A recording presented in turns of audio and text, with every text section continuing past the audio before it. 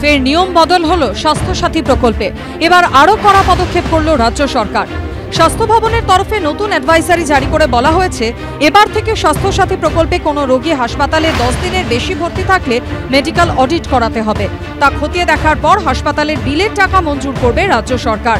এছাড়াও স্বাস্থ্য দপ্তরের নতুন নির্দেশিকায় স্বাস্থ্যসাথী প্রকল্পে জেনারেল সার্জারি ও স্ত্রীরোগ সংক্রান্ত অস্ত্রোপচারের প্যাকেজের ক্ষেত্রেও বেশ কিছু নিয়ম বদল করা হয়েছে। যে অস্ত্রোপচারের জন্য রোগী হাসপাতালে ভর্তি হয়েছেন, শুধুমাত্র তার প্যাকেজের টাকাই দেবে রাজ্য সরকার। রোগীর অন্য কোনো শারীরিক সমস্যা ধরা পড়লে এবং সেই সংক্রান্ত আরেকটি অস্ত্রোপচারের প্রয়োজন পড়লেও মিলবে না বাড়তি টাকা। নিয়ম না মানলে শাস্তির মুখে পড়তে হবে সংশ্লিষ্ট চিকিৎসক ও হাসপাতাল কর্তৃপক্ষকে। কিন্তু হঠাৎ কেন এই বদলের প্রয়োজন হলো? স্বাস্থ্য দপ্তর সূত্রে দাবি, বেশ কিছু বেসরকারি হাসপাতাল এবং নার্সিংহোম কর্তৃপক্ষ অসৎ উপায় অবলম্বন করে স্বাস্থ্যসাথী প্রকল্পের টাকা আদায় করছিল বলে অভিযোগ ওঠে। স্বাস্থ্য দপ্তর সূত্রে খবর, এ ধরনের অনিয়ম নজরে আসার পরই নতুন অ্যাডভাইজারি জারি করা হয়েছে। এটা একেবারেই পাবলিক মানি, পাবলিক এক্সচেকার থেকে আসছে, তার অডিট আমরা সবসময় স্বাগত জানাবো।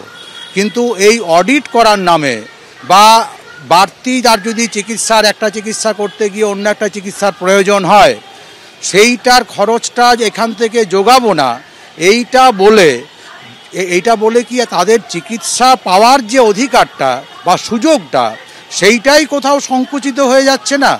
এইটা যেন না হয়, এইটা আমাদের মাথায় রাখার খুব প্রয়োজন। রাজ্য সরকার প্রায় 3000 কোটি টাকার উপরে খরচা করছে, কিন্তু কিছুদিন ধরে বা কয়েক মাস ধরে দেখা যাচ্ছিল কয়েকটি অসাধু বেসরকারি চিকিৎসা প্রতিষ্ঠান এই স্বাস্থ্যসাথীতে নানান রকম বেনিয়মের মাধ্যমে অসৎ উপায়ে প্রচুর পরিমাণে অর্থ উপার্জন করছে, যেটা কিনা আলটিমেটলি গিয়ে দাঁড়াচ্ছে যে পেশেন্টদেরই ক্ষতি হচ্ছে। বেসরকারি কয়েকটা মাত্র অসাধু প্রতিষ্ঠানকে আটকানোর জন্য এছাড়া রাজ্য সরকারের কাছে আর কোনো উপায়ই ছিল না।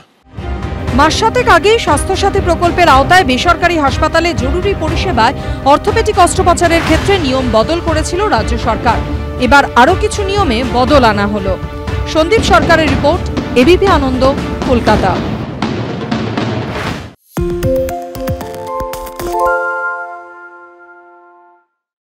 সত্য অন্তহীন, সত্যের খোঁজও তাই, সত্য সন্ধানে তাই আমরা অক্লান্ত, অকুতভয়। এবিপি আনন্দ নতুন ভাবনার প্রতীক, যা মনে মুক্ত, তথ্যে যুক্ত এবং যাবতীয় সীমানার বাঁধন থেকে মুক্ত। সীমা না শব্দটির মধ্যে লুকিয়ে আছে মানা শব্দটি, যেন চোখ রাঙানি এক অদৃশ্য বেড়াজাল, যা আটকে রাখে আমাদের এক ছোট্ট গণ্ডির মধ্যে। একমাত্র সঠিক খবরই গড়ে তুলবে এক মুক্ত সমাজ। সেই জগৎ গড়ার লক্ষ্যে কোনো সীমানার ঠুকুটি আমরা মানব না। এবিপি আনন্দ এগিয়ে থাকে, এগিয়ে রাখে।